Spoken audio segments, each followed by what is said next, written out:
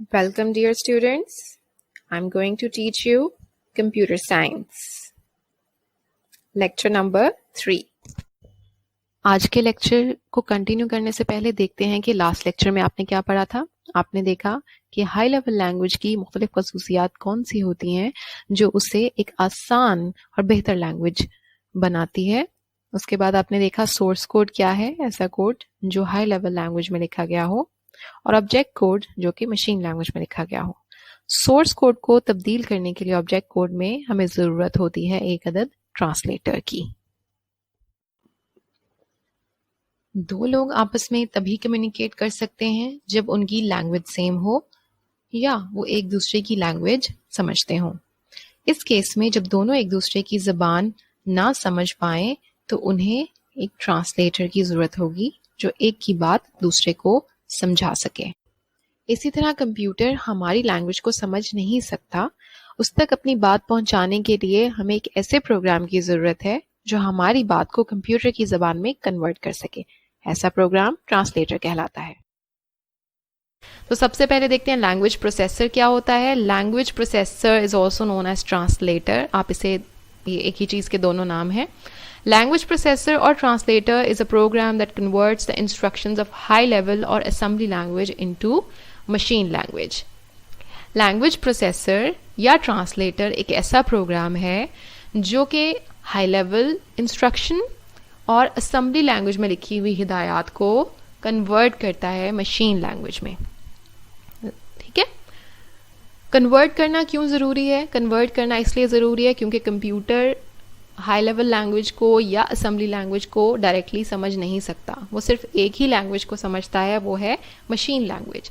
इसलिए हमने जिस लैंग्वेज में भी उससे कम्युनिकेट करना है वो अल्टीमेटली कन्वर्ट की जाएगी मशीन लैंग्वेज में, जिसके लिए हमें किसी कन्वर्टर की ज़रूरत होगी। तो लैंग्वेज प्रोसेसर जो है या ट्रांसलेटर हैं वो तीन तरह के होते हैं, तीन इकसाम है इसकी: कंपाइलर, इंटरप्रेटर और असेंबलर।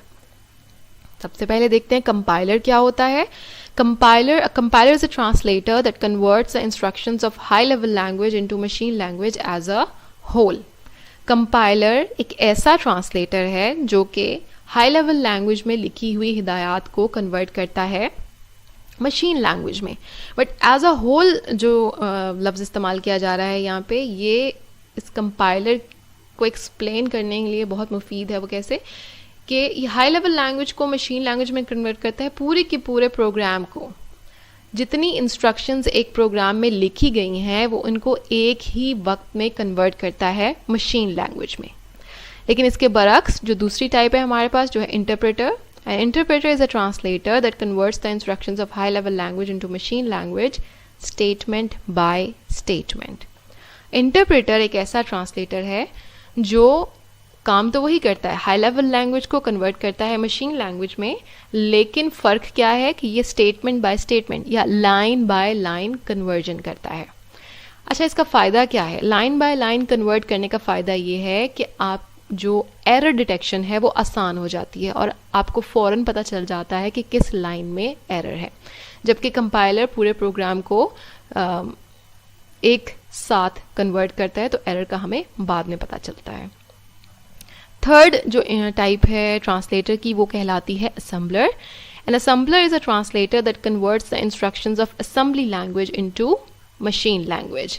असेंबलर एक ऐसी टाइप है ट्रांसलेटर की जो कि ख़ास तौर पे असेंबली लैंग्वेज की इंस्ट्रक्शंस को कन्वर्ट करती है मशीन लैंग्वेज में। तो अल्टीमेटली जितनी भी लैंग्वेजेस हैं, जितनी भी हाई लेवल लैंग्वेजेस हैं या असेंबली लैंग्वेज है, इनको कन्वर्ट किया जाएगा मशीन लैंग्वेज में ताकि कंप्यूटर इसको समझ सके। और उनको कन्वर्ट करने के लिए हमें लैंग्वेज प्रोसेसर्स की ज़रूरत होगी। ठीक है, तो तीन एग्जाम आज हमने देखी है लैंग्वेज प्रोसेसर की: कंपाइलर, इंटरप्रेटर और असेंबलर। कंपाइलर और इंटरप्रेटर कन्वर्ट करता है हाई लेवल लैंग्वेज को मशीन लैंग्वेज में, जबकि असेंबलर कन्वर्ट करता है असेंबली लैंग्वेज को मशीन लैंग्वेज में।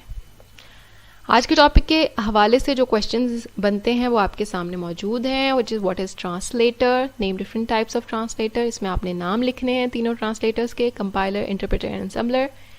What is a compiler? Define interpreter, define assembler, and then one long question, what is a language processor or translator, and describe its different types.